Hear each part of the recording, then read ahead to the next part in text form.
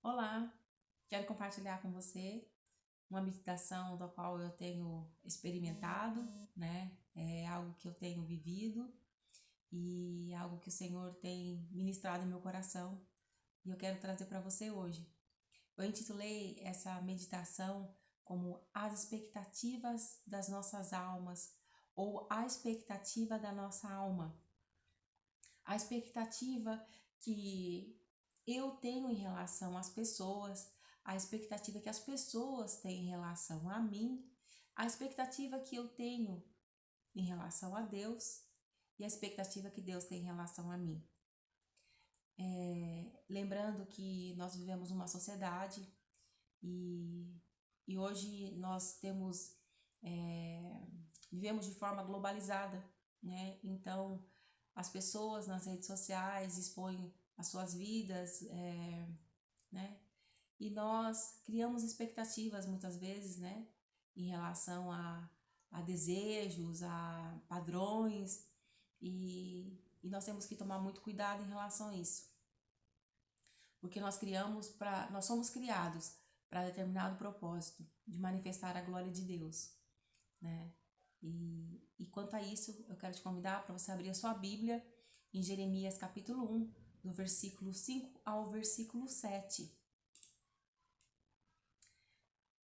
Antes que eu te formasse no ventre, eu te conheci, e antes que saísse da madre, te santifiquei, e as nações te dei por profeta. Então disse eu: Ah, Senhor Jeová, eis que não sei falar, porque sou uma criança. Mas o Senhor me disse: Não digas, eu sou uma criança, porque aonde quer que eu te enviar, irás, e tudo quanto te mandar, dirás. Você vê aqui que Jeremias, a visão que ele tinha dele mesmo, da incapacidade dele quanto a falar para o povo, a falar para os reis da parte do Senhor. E o Senhor disse que não, que tudo quanto ele mandasse era para ele dizer, que o Senhor mesmo estaria capacitando ele.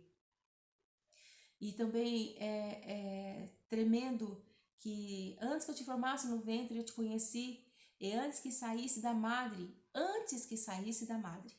te santifiquei. Então, pega tudo que você tem sobre expectativa, tanto as externas quanto a interna. Agora coloca diante de você e pensa comigo, reflita comigo sobre esses pontos. Na Bíblia, né, em diversas passagens bíblicas, temos exemplos de pessoas ao qual Deus criou para um propósito, para cumprir um propósito, né?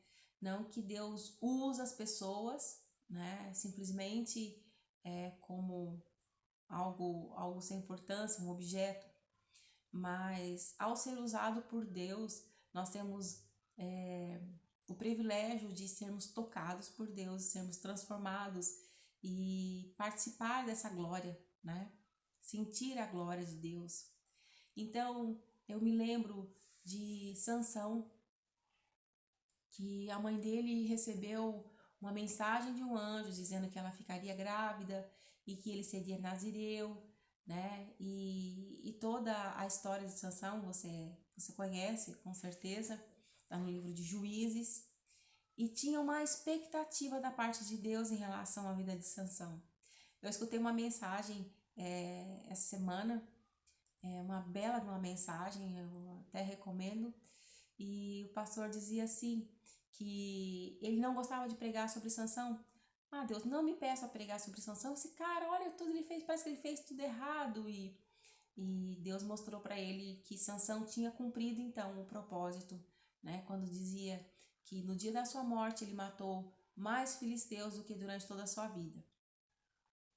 Moisés, João Batista que seria o precursor então de Jesus, né? Moisés que poderia ter sido ele foi criado no palácio e ele poderia ter vivido né, toda aquela realeza, e ele deixou tudo aquilo para então voltar para o seu povo de origem e cumprir o propósito do seu chamado, cumprir a expectativa de Deus para a sua vida, né? A palavra de Deus também diz que Ele nos viu ainda informes, né? É maravilhoso saber que, como diz no Salmo 139, para onde me irei do teu espírito, para onde fugirei da tua face? Se subir ao céu, tu aí estás, se fizer no céu a minha cama, eis que tu ali também, se tornar as asas da alva e se habitar nas extremidades do mar, até ali a tua mão me guiará e a tua destra me susterá. Se disser de certo que as trevas me encobrirão, então a noite será luz à roda de mim. Nem ainda as trevas me esconde de ti, mas a noite resplandece como o dia, e as trevas e a luz são para ti a mesma coisa. Então, como eu disse para você, se desfaz de toda a expectativa, né? Interna ou externa, coloca à tua frente.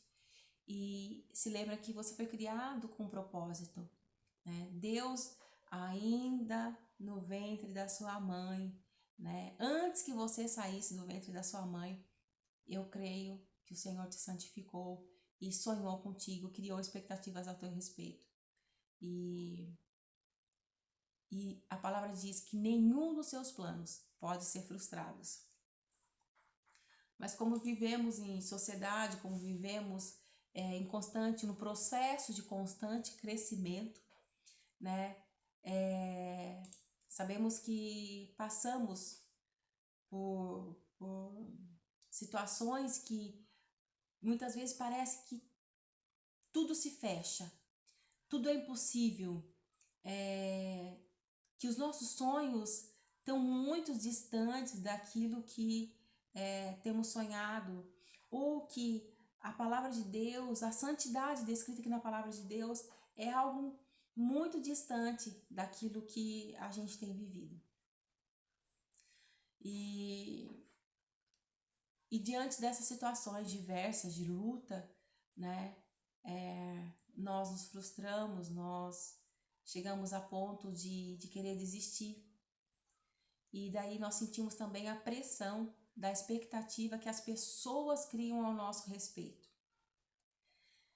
E essa expectativa, né, quando a Rosana compartilhou comigo que para que eu trouxesse a palavra, ela falou que estariam falando sobre família. E quando eu comecei, parecia que não tinha nada a ver com família, mas a maior experiência sobre expectativa tem sido vivida nas famílias, né? Pais, né? Têm sonhado com o futuro, têm sonhado criado expectativas em relação aos seus filhos, maridos criam expectativas em relação às suas mulheres e vice-versa, e assim por diante. Faz parte do relacionamento, porém, nós temos que tomar muito cuidado, porque muitas dessas expectativas pode se tornar um fardo, pode se tornar pesado, penoso, né? Gerar angústias. Sobre a expectativa das pessoas sobre nós, eu lembro da história de Judá e Tamar, passa lá no capítulo 38 de Gênesis, do versículo 11 ao versículo 27. Eu vou recordar a história com você. Judá tinha 3 filhos.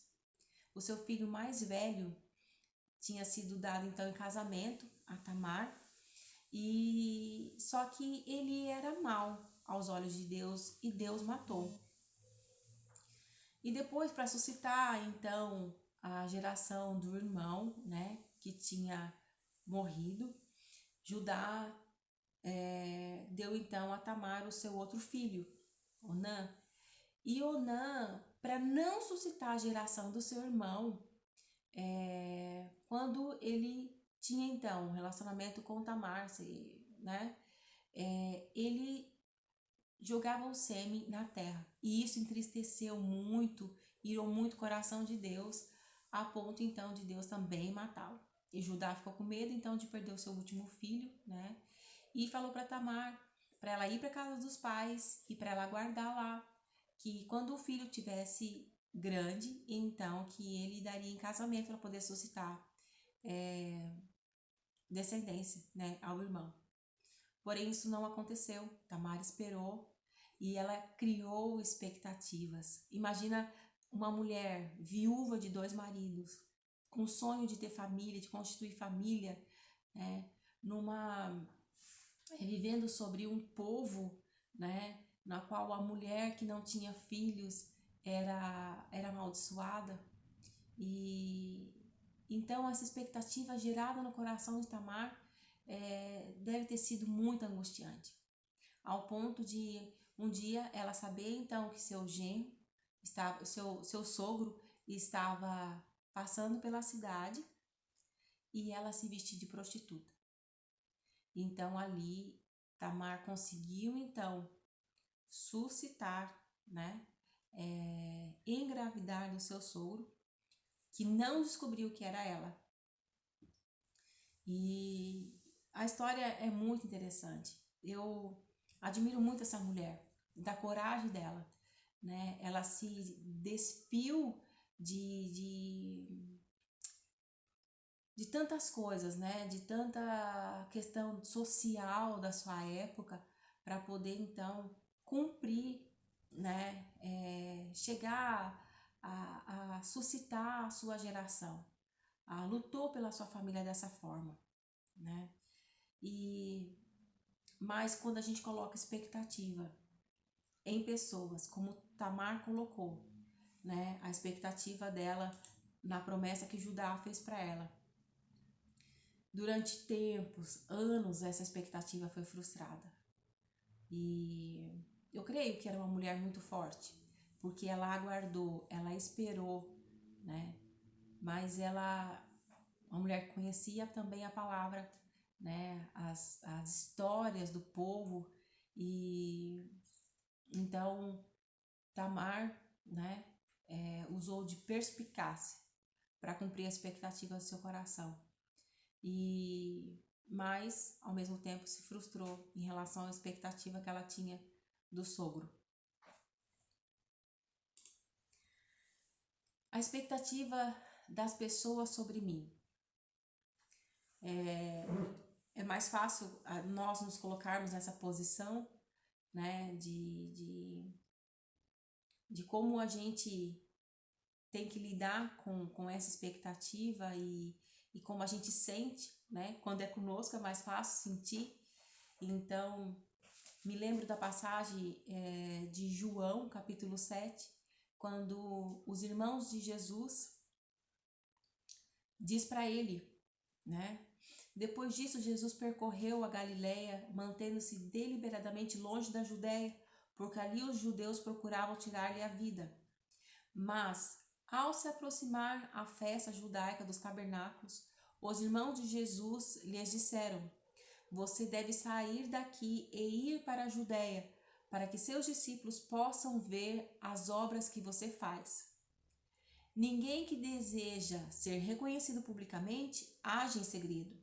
Visto que você está fazendo essas coisas, mostre-se ao mundo, pois nem os seus irmãos criam nele. Então Jesus disse: para mim ainda não chegou o tempo certo. Para vocês, qualquer tempo é certo. O mundo não pode odiá-los, mas a mim odeia, porque dou testemunho de que o que ele faz é mal. Então você vê, né, aqui a expectativa que os irmãos de Jesus tinham em relação a ele, que ele se mostrasse, né, os sinais, os milagres que Jesus fazia, e para que ele fosse conhecido, para que ele fosse então respeitado. Essa é a visão que nós temos, né, essa visão carnal que nós temos sobre grandeza, essa expectativa que nós criamos sobre as pessoas, de que elas têm que ser, elas têm que fazer, elas têm que aparecer. E nunca paramos para pensar ou até mesmo perguntar para Deus: Senhor, qual a expectativa que o Senhor tem em relação ao meu filho, ao meu marido, né? E isso faz toda a diferença, porque às vezes a expectativa que nós colocamos sobre essas pessoas pode causar angústia, pressão, e nós sabemos que o mal que tem causado, atingido o nosso meio hoje é a depressão. A depressão se trata de uma resposta que nós não conseguimos dar a nós mesmos ou às pessoas que estão ao nosso redor. Muito decorrente da expectativa que as pessoas colocam sobre nós. Então é o momento de parar e saber exatamente de quem tem o controle da minha vida. A quem eu tenho que responder em relação às expectativas da minha vida? Eu posso, né, ouvir o que as pessoas têm, falar ao meu respeito? Qual o crédito que eu tenho que dar? Quem é essa pessoa que está tentando me influenciar? Essa expectativa tem a ver com a palavra de Deus? Tudo isso temos que levar em conta, porque Jesus sabia exatamente o propósito ao que ele tinha, né? Para o que ele tinha vindo, o tempo estabelecido para a vida dele. Em relação à expectativa que as pessoas têm ao nosso respeito, principalmente família, até eu comentei na introdução, no começo, eu disse que é algo que eu estava vivendo. Algumas pessoas que conviveram comigo, sabe que a minha formação é em direito, e tanto eu criei expectativas, mas muito mais as pessoas que conviviam comigo. E essas expectativas, durante um bom tempo, me angustiaram, porque aos 8 anos de idade eu tive meu primeiro chamado missionário, e parece que tudo isso se perdeu, sabe? Eu fiquei muito confusa em relação a tudo isso. E esse tempo, então, que eu tenho digerido essa palavra, que eu tenho meditado nessa palavra, o Senhor tem trazido esclarecimentos, né? Quanto ao que Ele quer que eu faça, como Ele quer que eu faça, né? Sobretudo, fazendo a vontade dEle, servindo a Ele, né? Manifestando a glória dEle. Em relação à expectativa, a minha expectativa em relação a Deus, tem duas historinhas, duas passagens bíblicas, historinhas que a gente viveu em escola bíblica, né? Mas duas passagens bíblicas que exemplifica sobre a expectativa que nós criamos em relação à pessoa de Deus. É a de Jonas, né? Jonas se recusou a ir para tal lugar, né? Se recusou de ir para Nínive, porque ele achava que aquele povo não iria ouvir o que ele tinha a dizer. E ele não ouviu a expectativa que Deus tinha àquele povo. Ele não entendeu que ele era a boca de Deus e que não era a boca dele que iria falar. Uma outra passagem que eu recordo também, que me chama muita atenção, que é uma crise no relacionamento com Deus, está em 1 Reis, capítulo 19, do versículo 1 ao versículo 8. Diz assim: Acabe fez saber a Jezabel tudo quanto Elias havia feito, e como totalmente matara todos os profetas à espada. Então Jezabel mandou um mensageiro a Elias a dizer-lhe: Assim me façam os deuses e outros tantos, se de certo amanhã a esta hora não puser a tua vida como a de um deles. Ouvindo, ele se levantou e, para escapar com vida, se foi, chegando a Berseba, que é de Judá, deixou ali o seu servo. Ele, porém, foi ao deserto, caminho de um dia, e foi se sentar-se debaixo de um zimbro, e pediu para si a morte, e disse: Já basta, ó Senhor, toma agora a minha vida, pois não sou melhor do que meus pais. E deitou-se e dormiu debaixo do zimbro. Eis que então o anjo o tocou, ele disse: Levanta-te e come. E olhou, eis que à sua cabeceira estava um pão cozido sobre as brasas e uma botija de água, e comeu e bebeu, e tornou a deitar-se. E o anjo do Senhor tocou segunda vez, e tocou e disse: Levanta-te e come, porque te será muito longo o caminho. Levantou-se, pois, comeu e bebeu, e com a força daquela comida caminhou 40 dias e 40 noites até Horebe, o monte de Deus. Então aqui nós vemos o servo do Senhor Elias numa crise, depois de todos aquelas manifestações, né, do poder de Deus, fogo vindo do céu, os 400 profetas de Baal sendo consumidos. Mesmo depois de tudo aquilo, todo o mover de Deus, ele se cansou, né? Ele teve uma crise e temeu pela vida dele e foi se esconder. E ali o Senhor... A minha interpretação, eu vi que o Senhor permitiu ele ter aquele tempo em que ele questionou, em que ele esteve cansado e o Senhor alimentou, né? E o Senhor deu força para que ele pudesse continuar. E o Senhor, depois, se você continuar lendo, essa passagem também é fantástica, continuou a falar com ele, ministrar o coração dele, fortalecer ele. Mas a expectativa em relação a Deus não é o como eu vejo que as coisas acontecem. Muitas vezes nós passamos por lutas, né? Como eu já havia mencionado, passamos por luta, passamos por situações difíceis, e quando nós estamos dentro dessas situações, vivendo as situações, parece que não vai chegar ao fim. Parece que o teto está de bronze, né? E Deus não está escutando as nossas orações. E realmente nós não somos dignos, né, dessa graça, desse favor do Senhor, mas parece que o Senhor deixou de nos amar. E então nós deixamos de crer nessa graça, nesse favor, nesse amor de Deus sobre a nossa vida, e a nossa expectativa fica frustrada. Mas o Senhor, ele não esquece daquilo que ele nos prometeu, porque a palavra dele diz que Deus não é homem para que minta, nem filho do homem para que se arrependa, né? Seria alguma coisa maravilhosamente demais para Deus? Seria alguma coisa impossível para Deus, né?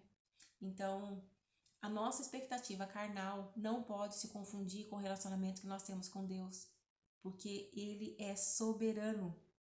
Tudo vem de Deus e tudo é para Deus. Elias teve um relacionamento fantástico com Deus, né? Deus tratou dele, Deus conversou com ele, Deus ministrou o coração dele, porque ele permitiu que Deus fizesse isso com ele.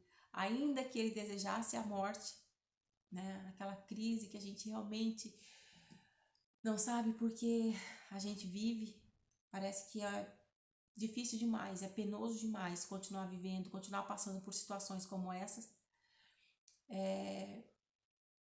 Mas nós não podemos confundir as nossas dores, as nossas crises, a nossa falta de fé com o nosso relacionamento com Deus. E sobre a expectativa que Deus tem a nosso respeito, eu quero finalizar então com esse ponto, porque diante das experiências que eu tenho vivido, tem sido maravilhoso saber que, como diz a palavra de Deus, eu é que sei que pensamentos eu tenho a vosso respeito. Pensamentos de paz e não de mal. Está lá em Jeremias. Então, eu lembro de exemplos, né, de mulheres que descenderam de Jesus, né, que Jesus descendeu delas, então, que eram atípicas, né, dos padrões sociais daquela época. Como eu disse, Tamar, em Gênesis, no livro de Gênesis, capítulo 38, que se vestiu de prostituta, que teve que superar suas expectativas frustradas em relação ao seu sogro. E Tamar, então, com muita audácia, ousadia, né, faz parte dessa descendência. Raabe, que era a mulher cananeia, prostituta, que escondeu então os espias e que reconheceu o Deus do povo de Israel. Jesus vem de uma descendente, de uma mulher que foi, né, prostituta. Jesus, o Salvador do mundo. Ruth, moabita, né, lembrando que o povo de Israel não gosta que se misture as raças, né? E Ruth, então, faz parte dessa linhagem, né? Uma mulher de um coração maravilhoso, companheira, né? Que a gente tanto aprende com ela. Betseba, que foi mãe de Salomão, e todos nós nos lembramos muito dessa história, né? Que Davi se encantou com a beleza dela, mas ela era casada com Urias, né? Então vem de um contexto de adultério e de homicídio. Porém, a palavra de Deus diz que onde abundou o pecado, superabundou a graça. Um coração quebrantado e arrependido, né? O Senhor não despreza. E Maria, uma jovem, né? Uma adolescente e virgem, que assumiu então estar grávida, né? Do Espírito Santo e sem ter sido tocada por nenhum homem. Então, mulheres que, se fôssemos estabelecer um padrão, né, não seriam cotadas para fazer parte da linhagem de Jesus pela história. Mas para Deus, né, a expectativa que Deus tem ao nosso respeito, como está no livro de Jeremias, é de paz e não de mal. Deus, ele olha também, como está lá no livro de Samuel, Deus olha o nosso coração, né? Deus sabe exatamente o que está ali, qual é o sentimento que eu tenho vivido, qual é a motivação que eu tenho vivido. E minha irmã, né? Nós temos criado, assim, padrões, perfis de uma mulher santa, de uma mulher religiosa, e temos que buscar, sim, a santidade, mas temos que cuidar com as falsas doutrinas, com uma religiosidade hipócrita, né? E porque não é isso que agrada ao Senhor. Porque Deus, ele está preocupado com o nosso coração e ele sabe de todos os nossos dias. Então, quando nós nos despimos ante ao Senhor e somos exatamente quem somos, o Senhor pode tratar conosco, então. O Senhor pode transformar a nossa história. O Senhor pode suprir as expectativas, realizar os sonhos que Ele tem ao nosso respeito. E eu fui criada num lar cristão, né? Desde que nasci, frequento escola bíblica dominical, os cultos da noite. Já passei por diversos ministérios, né, dentro da igreja. Então eu experimentei tive muitas experiências com o Senhor. Mas o mais incrível é o fato de você estar totalmente despido do seu eu, despido das suas convicções, despido do mundo, sabe, das ideias do mundo, e você se colocar diante de Deus e você querer somente aquilo que Deus quer para você, aquilo que Deus deseja para você, aquilo que Ele sonhou para você. Você não precisa ser a pessoa mais perfeita do mundo. Você não precisa ser a pessoa o certinho. Eu lembro da minha irmã que ela sempre falava pra mim: Ah, Jocely, você é muito certinha, né? Tudo certinha. E eu sempre procurei, né, fazer como eu havia aprendido desde menina, então, sobre a palavra. Só que as coisas que estão lá no oculto do nosso coração, nós temos que lembrar que há um Espírito Santo que sonda o nosso coração, ele esquadrinha o nosso coração e ele conhece a cada um de nós. E para que a expectativa de Deus se realize em nós, nós temos que nos entregarmos totalmente na presença do Senhor, sermos realmente transparentes. Aí então os sonhos de Deus, né, vai se realizar em nós. É claro que não depende de nós, mas vai depender de como nós queremos viver toda essa história do Senhor. E tem um salmo que eu escuto desde menina, que diz: deleita-se no Senhor e Ele satisfará os desejos do teu coração. Deleita-se, tenha prazer no Senhor, viva em relacionamento com Deus, se alegre no Senhor, na palavra do Senhor, e Ele vai satisfazer os desejos do seu coração.